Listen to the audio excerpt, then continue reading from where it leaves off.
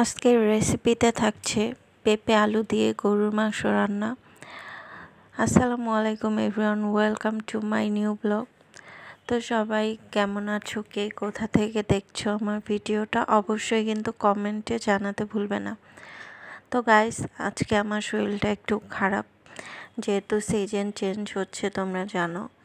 তো হালকা আমার ঠান্ডা জ্বর লেগেছে, একটু মাথা ব্যথাও আছে, তাই নিয়ে এই ভিডিওটা শেয়ার করছি। সবাই কিন্তু আমার জন্য অবশ্যই মন থেকে দোয়া করবে, আমি যেন তাড়াতাড়ি সুস্থ হয়ে যাই। আর তোমাদের জন্য অনেক অনেক শুভকামনা আর দোয়া রইবে। তো চলো আজকের রেসিপিটা দেখে নেওয়া যাক। তো আজকে আমি গরুর মাংস রান্না করব। এখানে আমি 1 কেজির মতন গরুর মাংস নিয়েছি। পেঁপে আলু দিয়ে রান্নাটা করব। তো এর আগের বার আমি একবার চিকেন দিয়ে রান্না করেছি, যারা তোমরা দেখেছো আমার ওই রেসিপিটা জানো। পেঁপে দিয়ে চিকেন দিয়ে রান্না করেছি, খুবই মজা লাগে আমার কাছে পার্সোনালি। তো পেঁপে দিয়ে কিন্তু গরুর মাংস রান্না করলে গরুর মাংসটা খুব তাড়াতাড়ি সেদ্ধও হয়ে যায়।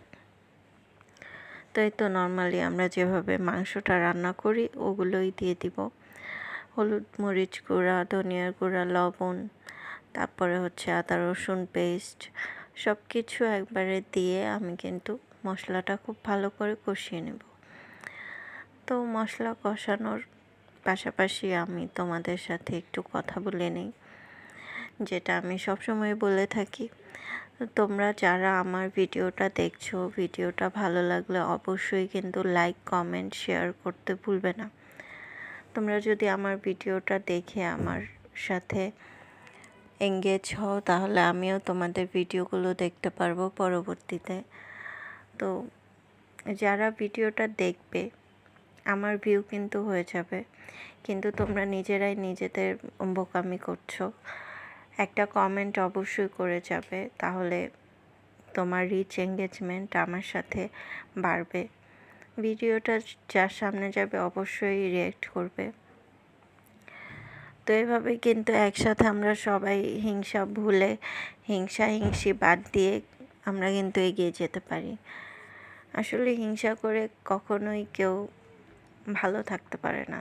নিজের জীবন, বাস্তব জীবনেই দেখো, যে কোনো জায়গায় সবাইকে সবাই যদি সাহায্য করি আমরা, তাহলে কিন্তু অনেক তাড়াতাড়ি এই প্ল্যাটফর্মে সফল হতে পারবো। তো বন্ধুরা, আমি তোমাদের পাশে আছি, আশা করব তোমরাও আমার পাশে থাকবে। আর এভাবেই সবাই মিলে একসাথে পথ চলতে চাই। তো সবাই আমার জন্য দোয়া করো, সবার জন্য শুভকামনা রইল। আজকে বেশি কথা বলতে পারছি না। তো আল্লাহ হাফেজ, ভালো থেকো, সুস্থ থেকো, সবার জন্য দোয়া ও শুভকামনা রইল। ভালো থেকো সবাই।